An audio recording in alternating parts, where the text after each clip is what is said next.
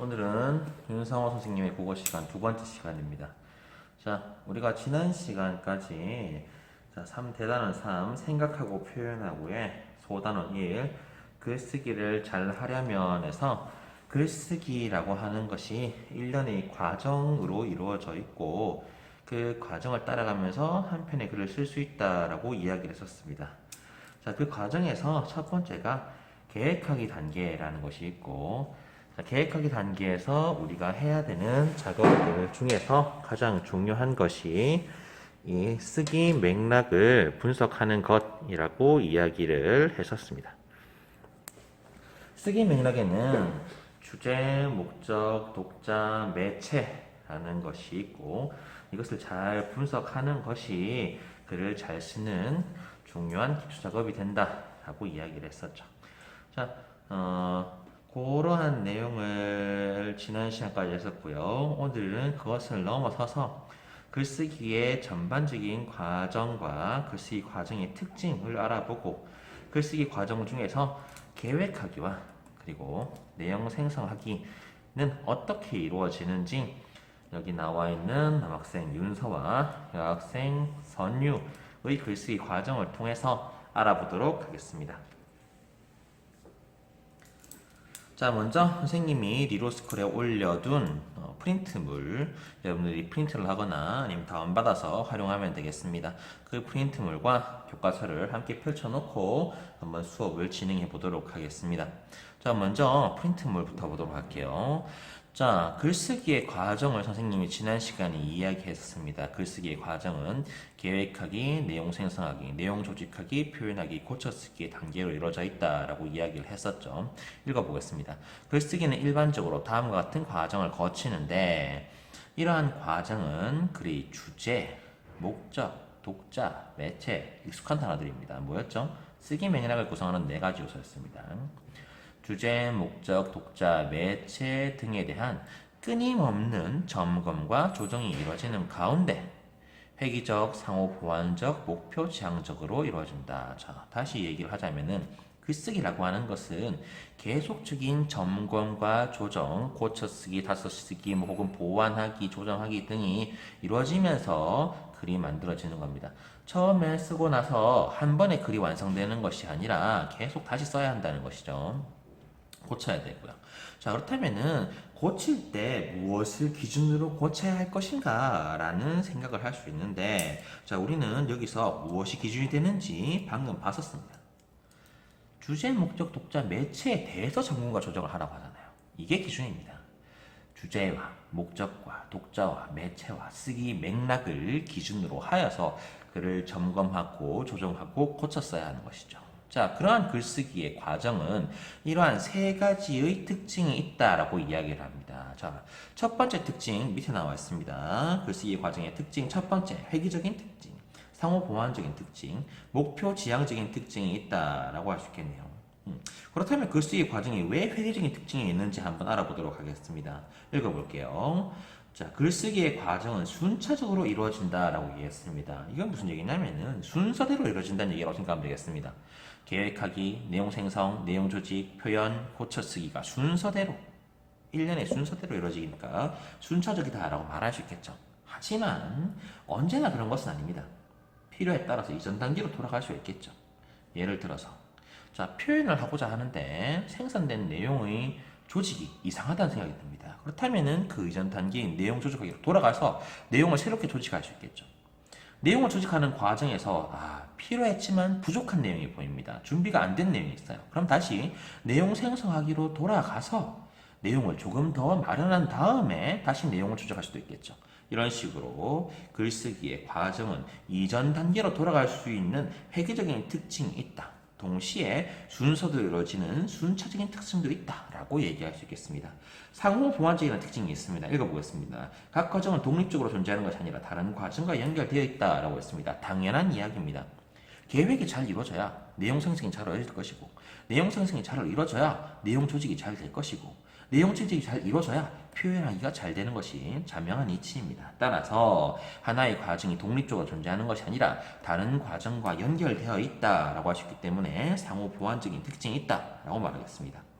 목표 지향적인 특징도 있습니다. 읽어보겠습니다. 각 과정은 글쓰기 목표를 달성하는 것에 집중된다라고 되어 있습니다. 글쓰기 목표가 어떤 것이 있었죠?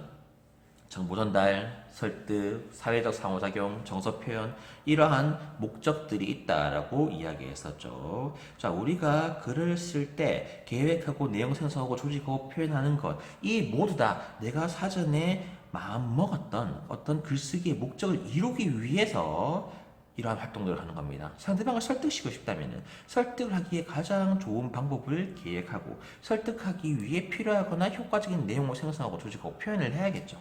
이러한 목표를 달성하기 위해서 일련의 과정이 이루어지기 때문에 목표 지향적인 특징이 있다라고 말하겠습니다.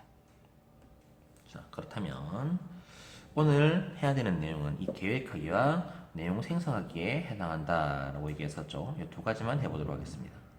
자, 먼저 계획하기 읽어보겠습니다. 글의 목적, 주제를 설정하고 전달 매체의 특성, 독자의 흥미와 관심사 수준 등을 분석한다. 네 가지를 얘기하네요. 목적, 주제, 매체, 독자. 무엇이었죠? 쓰기 맥락입니다. 즉, 지난 시간에 얘기했듯 계획하기 단계에서는 이러한 쓰기 맥락을 분석하는 것이 중요한 과업 중에 하나입니다. 또 무엇이 이루어질까요? 장문 과정에 대한 전반적인 계획을 수립하고 장문에 필요한 배경 지식을 점검한다 했습니다. 자, 장문에 필요한 배경 지식이라고 할 때 이 배경 지식은 글 쓰는 이의 배경 지식입니다. 예를 들어서 뭐 축구에 관해서 쓰고 싶다. 그렇다면 내가 축구에 관한 배경 지식이 마련되어 있어야 쓸 수 있겠죠. 정치에 대해서 쓰고 싶다. 혹은 프로게이머에 대해서 쓰고 싶다. 뭐 애니메이션에 대해서 쓰고 싶다. 영화에 대해서 쓰고 싶다. 그것에 관련된 배경 지식이 어느 정도 갖춰져야 그 글을 쓸 수 있기 때문에 내가 가지고 있는 배경 지식이 글을 쓰기 위해서 어느 만큼 갖춰졌는지 점검을 하는 과정도 역시 필요하다 할 수 있겠습니다. 그 외에도 글의 내용, 전개 방식을 구상하는 것이 이 계획하기 단계에서 이루어지는 과업이라 하겠습니다. 자, 그럼 다시 교과서로 들어가 보겠습니다. 교과서 117페이지 보겠습니다. 방금 읽었던 계획하기 내용이 117페이지 나오네요. 무슨 내용인지 보겠습니다. 주제, 목적, 독자 같은 쓰기 맥락을 고려하여서 글쓰기 계획을 세운다라고 되어 있습니다. 이 쓰기 맥락을 고려하면서 이것을 기준으로 글쓰기 계획을 세우는 것이겠죠. 자, 글의 소재는 여기 나와 있는 그림인 것 같습니다. 이 그림을 보니까 하나의 가족인 것 같아요. 이 한 가족에 4명의 식구가 있는 것 같습니다. 엄마, 아빠, 오빠, 동생이 있다 하겠습니다. 엄마는 스마트폰으로 쇼핑을 하고 있는 것 같고 아빠는 스마트워치로 날씨를 검색하고 있고 오빠는 태블릿이죠. 태블릿으로 이북을 읽고 있는 것 같습니다. 동생은 노트북으로 카카오톡 같은 메신저를 쓰고 있는 것 같습니다. 자, 4명의 식구가 모두 하는 일은 다릅니다만 공통점이 있다면 모두 다 인터넷에 연결되어 있다. 같은 공간에 있지 않은 다른 공간에 있는 누군가와 혹은 어떠한 대상과 연결되어 있는 상황이다 라고 이야기할 수 있습니다.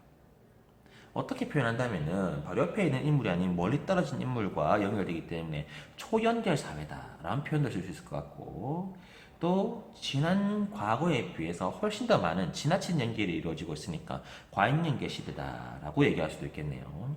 여기서 윤서는 이 그림을 보고 글을 쓰기를 합니다. 자, 윤서의 글쓰기 상황 보도록 하겠습니다. 남학생 이름이 윤서입니다. 초등학교 과학 동아리에서 활동했던 윤서는 초등학교 때 선생님으로부터 과학 동아리 소식지에 글을 써달라는 부탁을 받았다라고 이야기하고 있습니다. 자, 윤서는 이러한 상황을 바탕으로 쓰기 맥락 분석에 들어갑니다. 그리고 그 분석을 바탕으로 글쓰기 계획을 세우겠죠. 자, 보겠습니다. 주제, 초연결 사회의 특징을 주제로 글을 써야지라는 생각을 가지고 주제를 설정했습니다.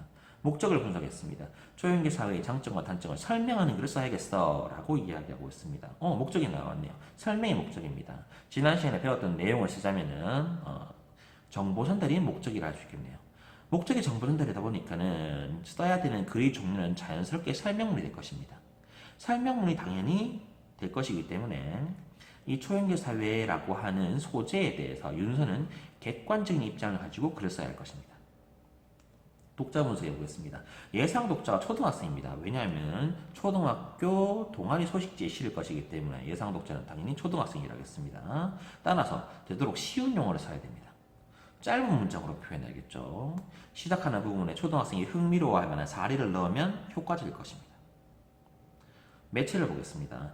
소식지라고 하는 인쇄 매체 특징을 고려해서 글을 써야겠다고 생각하고 있습니다. 자, 윤서는 이렇게 주제, 목적, 독자, 매체, 쓰기 맥락을 분석하고 자신의 글쓰기를 계획했습니다.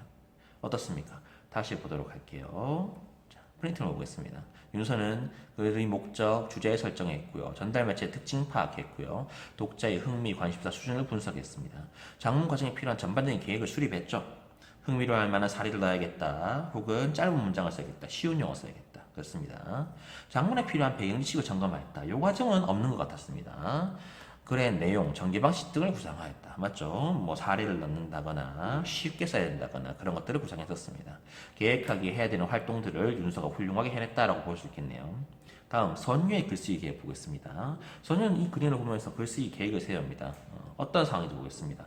학교 논술 동아리에서 활동하고 있는 선유는 학교 누리집에 게시할 글을 쓰려고 한다. 학교 누리집이 이 학교라고 하는 이 단어가 선유가 다니는 학교라고 생각을 하고 선유가 고등학생이라고 가정을 한다면은 아마 고등학생을 대상으로 글을 쓰게 되겠죠. 자, 선유의 글쓰기 계획 보도록 하겠습니다. 주제를 이렇게 설정했네요. 인터넷에 지나치게 연결된 삶을 적절하게 연결된 삶으로 조절하자라는 내용을 글을 써야겠다라고 생각했습니다. 자, 이 동그라미 친 부분이 주제에 해당하겠죠. 목적 보겠습니다. 지나치게 많은 연결로 생기는 문제점을 근거로 내세워 주장하는 글을 써야겠어 라고 했습니다. 목적이 주장, 즉 지난 시간에 배웠던 내용, 설득이 목적이라면은 당연히 글의 종류는 논설문이 될 겁니다. 논설문이 글의 종류다 보니까는 이 소재에 대해서 선유는 부정적인 입장을 가지고 글을 써야겠죠. 독자 분석 보겠습니다. 글의 시작 부분에 고등학생 예상 독자입니다. 경험했음 직관 사례를 들어 공감을 이끌어내야겠어. 방금 전에 봤던 내용, 글쓰기의 전반적인 계획 혹은 전개 방식, 글의 내용 등을 설정하고 있습니다. 또 고등학생이 일상에서 실천할 수 있는 내용을 주장해야지. 그런 내용을 설정하고 있죠. 매체 보겠습니다. 인터넷 매체의 특성을 고려해 글을 써야겠어. 인터넷 매체의 특성은 뭐가 있을까요?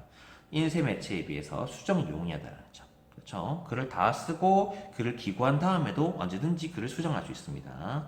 동영상 자료를 활용할 수 있다는 점도 인쇄 매체에 비해서 다른 특이점이라 할 수 있겠네요. 하이퍼링크도 확인할 수 있습니다. 하이퍼링크는 뭔지 다 알고 있죠. 인터넷에서 파란색으로 된 글씨를 클릭하면 다른 창으로 바로 넘어가게끔 연결되어 있는 글자를 하이퍼링크라고 얘기합니다. 인쇄 매체에서는 이런 하이퍼링크를 사용할 수가 없습니다. 또한 인터넷 매체에서는 댓글 같은 것을 통해서 독자와 상호작용이 가능하다는 것도 인터넷 매체의 특징이겠죠. 이러한 특징들을 고려해서 인터넷 매체의 특성을 살려서 글을 써야겠다고 생각하고 있습니다. 어떻습니까? 윤서와 선유 모두 계획하기 단계에서 해야 되는 과업들을 모두 잘 수행하고 있습니다. 물론 장문에 필요한 배경지식 점검은 없는 것 같습니다. 자, 그렇다면은 어차피 지금 윤서와 선유가 보고 있는 그림은 같습니다. 소재가 같다고 할 수 있겠죠. 소재가 같음에도 불구하고 주제 혹은 글을 쓰는 목적, 예상 독자, 활용 매체 등이 모두 달라진 이유가 뭘까요? 자, 동일한 소재임에도 불구하고 윤서와 선유의 쓰기 맥락이 서로 다르기 때문에 완전히 서로 다른 글의 내용과 형식을 가지게 되는 겁니다. 이만큼 쓰기 맥락이 어떠냐에 따라서 글의 내용과 종류가 달라질 수 있기 때문에 쓰기 맥락 분석이 중요하고 글쓰기 계획하기 단계가 글의 기초적인 전체적인 방향을 잡는 데 아주 중요한 부분이라 할 수 있겠습니다. 자, 계획하기 이 정도로 하고 내용 생성하기로 넘어가겠습니다. 자, 내용 생성하기 프린트물 보겠습니다. 프린트물 첫 번째 내용 볼게요. 글의 내용을 구체화할 수 있도록 다양한 자료를 수집한다. 당연한 얘기입니다. 자료를 수집해서 내용을 생성하겠죠. 중심 내용과 세부 내용을 마련한다. 마찬가지 얘기입니다. 자료의 적절성과 신뢰도를 판단하여서 선별한다. 모은 자료를 모두 쓰는 것이 아닙니다. 적절하지 않거나 신뢰도가 떨어지면 쓸 수 없다고 생각하면 그 자료를 쓰지 않을 수도 있겠죠. 다음, 장문 계획과 생성한 내용을 비교 검토하여서 수정 보완한다. 내용을 생성했는데 계획된 내용에 비해서 부족한 부분이 있거나 지나친 부분이 있거나 불필요한 부분이 있거나 보완해야 되는 부분이 있으면은 당연히 내용 생성하기 단계에서 수집한 내용을 고칠 수 있습니다. 혹은 장문 계획 역시도 고칠 수 있겠죠. 그 다음, 생성된 내용을 검토하면서 장문 기획을 조정하고 구체해야 한다. 자, 좀 전에 선생님이 얘기했습니다. 글쓰기 과정의 특징 중에서 상호 보완적이고 획기적인 특징이 있다 했습니다. 두 개의 단계가 서로 영향을 주면서 왔다 갔다 하면서 이전 단계로 돌아가면서 혹은 순차적으로 진행되면서 영향을 주고 점검하고 조정할 수 있는 것이겠죠. 자, 이 내용을 바탕으로 윤서와 선유의 자료 수집 보도록 하겠습니다. 윤서의 자료 수집 먼저 보겠습니다. 1번. 윤서가 수집한 자료입니다. 1번 인터넷 사전에서 획득한 자료네요. 초연결 사회란 일상생활에 정보기술이 깊숙이 들어오면서 모든 사물이 거미줄처럼 연결된 사회를 초연계 사회라고 한다.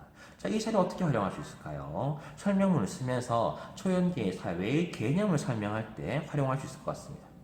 자료 2번 보겠습니다. 자료 2는 기업 보고서네요. 초연결 시대의 산업 전략, 독일 스마트 산업의 내용과 시사점이라고 하는 보고서입니다. 초연결 시대에 대비하고 국내 산업의 경쟁력을 제고하기 위해서도 스마트 산업화에 대한 대응이 시급하다. 첫째, 산업 전반의 스마트화 추진을 통한 디지털 생태계를 점점점 이런 내용입니다. 어떻게 활용할 수 있을까요?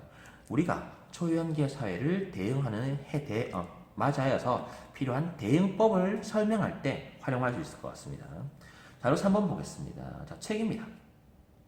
최근에는 스마트 기기에 카메라, 마이크, GPS, 가속도 센서가 기본으로 장착되며 온도, 습도, 기압, 몸의 변화 등을 감지한다. 이런 내용인데 어디에 쓸 수 있을까요? 초연계 사회의 장점을 설명할 때 쓸 수 있을 것 같습니다. 다음 보겠습니다. 자료 4번 신문사설이네요. 읽어보겠습니다. 초연계 사회다. 초연계 사회를 이끌어낸 조력자가 바로 스마트폰이다. 현대인은 스마트폰에 중독되어 스마트폰을 늘 손에 쥐고 있고 선생님의 모습입니다. 밥 먹을 때도 보고 있고 쉴 때도 보고 있고 심지어 화장실에서도 보고 있죠. 자, 스마트폰 사용 중에는 타인과 대화를 거의 하지 않는다. 여러분들도 마찬가지겠죠. 심하면 가족, 친구 간의 소통이 불필요하다고 여깁니다. 소통의 도구에서 출발한 스마트폰이 오히려 소통을 차단하는 지경으로 치닫고 있다. 도구에 의해 인간이 지배되는 현실, 스마트 시대의 역설이다. 어떻습니까? 어떻게 활용할 수 있을까요? 초연계 사회의 단점을 설명할 때 활용할 수 있을 것 같습니다. 자, 모두 이 자료의 내용이 윤서가 쓰고자 했던 글의 주제나 목적에 부합합니다. 하지만 윤서는 이것을 쓰지 않으려고 합니다. 왜 쓰지 않으려고 할까요? 다시 얘기하겠습니다. 자료 2번을 쓰지 않으려고 합니다. 왜 쓰지 않으려고 하는지 읽어보겠습니다. 자료 2는 용어와 내용이 어렵고 전문적인 내용을 다루고 있어서 적절하지 않아 보여. 제외하는 것이 좋겠어. 왜 이렇게 판단하는지 생각해 보겠습니다. 좀 전에 선생님이 글을 쓰는 과정을 점검하고 조정해야 한다고 했는데 점검하고 조정하는 기준이 어떤 것이 기준이 될 수 있다 했었죠? 쓰기 맥락이 점검과 조정의 기준이 될 수 있다라고 얘기했었습니다. 그렇다면 너무 어려워서 쓸 수 없다라는 것은 쓰기 맥락의 어떠한 요소를 고려한 것일까요? 맞습니다. 바로 독자 요소를 고려했을 때 예상 독자가 초등학생이었으므로 독자 요소를 고려했을 때 쓸 수 없는 자료다라고 판단한 것이죠. 그래서 윤서는 자료 2를 제외하겠습니다.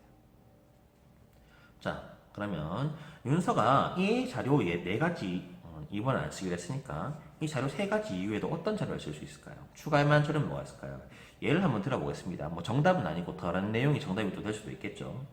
자, 장점 활용의 구체적인 사례를 쓸 수도 있습니다. 뭐 요즘에 코로나 때문에 코로나란 말 하면 안 되죠. 유튜브에서 하지 말라고 하는 것 같은데 코땡땡 때문에 원격 진료, 원격 교육 같은 것들이 장점 활용의 구체적인 예시가 된다 할 수 있겠습니다. 자, 문제 사례도 쓸 수 있을 것 같습니다. 인터넷 중독 혹은 인터넷을 지나치게 함으로 인해서 생기는 시력자나 운동 부족 같은 건강학학 문제 등도 초연계 사회를 설명하는 중요한 요인이라 할 수 있으니까 충분히 쓸 수 있을 것 같습니다. 자, 윤서의 자료 수집, 내용 생성하기는 여기까지 하고 선유의 자료 수집 보도록 하겠습니다. 선유도 윤서처럼 마찬가지로 4개의 자료를 모았습니다. 하나씩 보도록 하겠습니다. 자료 1번 보도록 할게요. 인터넷 신문 기사 되겠습니다. 읽어보겠습니다. 지난해 출처가 불분명한 괴 소문으로 누리꾼을 떨게 했던 마른 해산물 괴담이 다시 인터넷과 누리 소통망 SNS를 휩쓰고 있다. 마른 해산물 괴담? 밤이 되면 마른 해산물이 혼자 걸어다닌다거나 뭐 그런 내용은 아닐 겁니다. 이 괴담은 이미 지난해 5월에 한 차례 온라인을 떠들썩하게 했던 것으로 당시 전문가들은 괴담에서 언급한 마취제는 국내에서는 취급하지 않고 잠깐 냄새를 맡는다고 정신을 잃지 않는다고 설명하여 괴담에 동의하지 말 것을 당부하였다. 선생님이 이 기사를 찾아서 한번 읽어봤습니다. 무슨 내용이냐면, 자, 누군가 마른 해산물, 그러니까 오징어나 뭐 그런 것을 주는 겁니다. 근데 그 오징어에 마취제가 묻어 있어서 그것을 먹거나 냄새를 맡게 되면 기절을 하게 돼서 납치를 당할 수 있다. 뭐 그런 내용이었습니다. 그런 내용이었는데 실제로는 그것이 괴담에 불구하고 그렇게 될 가능성은 사실상 거의 없다라는 신문 기사인 거죠. 어떻습니까?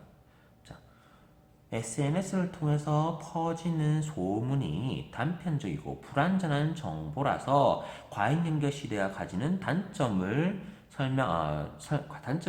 말하고 그 연결을 줄이자라고 하는 선유의 글쓰기 목적과 주제에 부합하는 적절한 자료를 알 수 있겠습니다.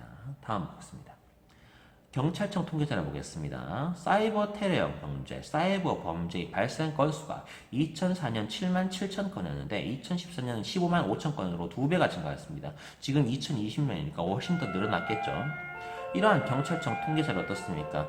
범죄의 사람들이 사이버 범죄에 점점 더 많이 노출되고 있다라고 하는 과잉 연결 시대의 문제점을 지적하고 있으니까 적절한 자료를 알 수 있겠습니다. 자, 자료 3번 보겠습니다. 텔레비전 뉴스 보도록 할게요. 집안 곳곳에 달린 센서가 위기를 감지하는 즉시 의료기관에 구조 요청을 해줍니다. 예를 들어서 심장질환이 있거나 뭐 그런 사람이 집안에서 생활을 하다가 쓰러졌어요. 쓰러졌는데 그것을 촬영하고 있던 혹은 감지하고 있던 센서에 의해서 그 즉시 119나 병원에 연락이 간다고 생각을 해봅시다. 어떻습니까? 굉장히 이 인터넷으로 과잉 연결 시대의 좋은 점, 초연기 사회의 좋은 점을 표현하는 좋은 훌륭한 사람입니다. 물론 선유가 쓰고자 하는 글쓰기의 주제와는 전혀 맞지 않습니다.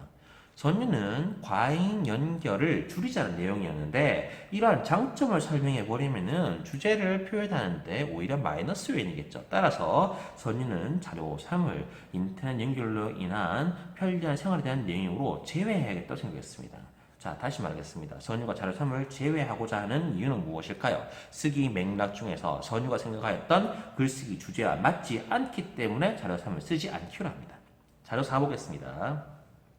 책이네요. 사생활 침해는 인터넷 시대에 겪게 되는 가장 대표적인 골칫거리라 할 수 있다. 이와 함께 정보의 안전성 또한 보장했던 물리적 제한 또한 사라졌다. 자, 사생활 침해라고 하는 과잉 연결 사회의 문제점을 지적하고 있으니까 연결을 줄이자라고 하는 선유의 글쓰기 의도에 맞다라고 말할 수 있겠습니다. 자료 1, 2, 4는 선유가 활용하기에 적절한 자료이지만 자료 3은 선유가 계획했던 글쓰기 주제와 맞지 않기 때문에 선유는 쓰지 않기로 하였습니다.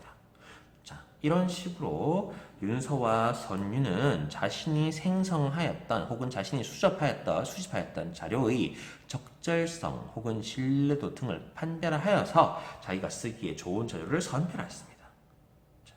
이렇게 윤서와 선유의 내용 생성하기 단계의 활동을 보았습니다. 한 가지 더 추가하겠습니다. 자, 자료를 볼 때 그 적절성을 판단하는 것도 좋지만 적절성과 신뢰도를 판단해야 한다고 했는데 이 신뢰도는 어떻게 판단하는 것일지 한번 생각해 보겠습니다.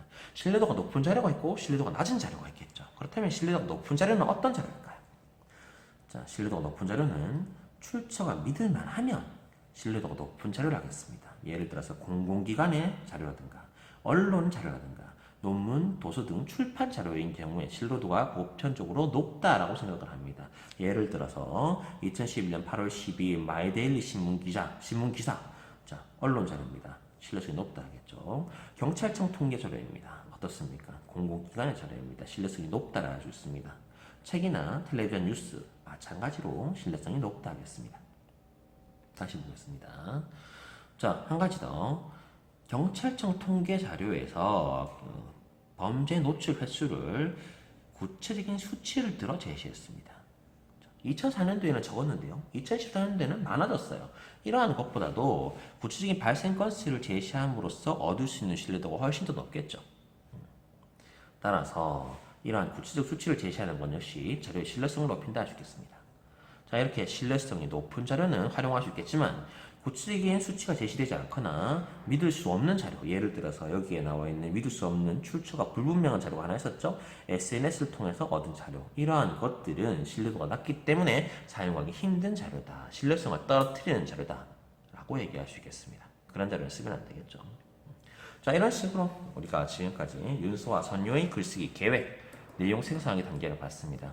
자, 두 사람의 글쓰기 계획하기와 내용 생성하기를 보면서 어떻게 글을 계획하고 생성해야 되는지를 살펴봤습니다.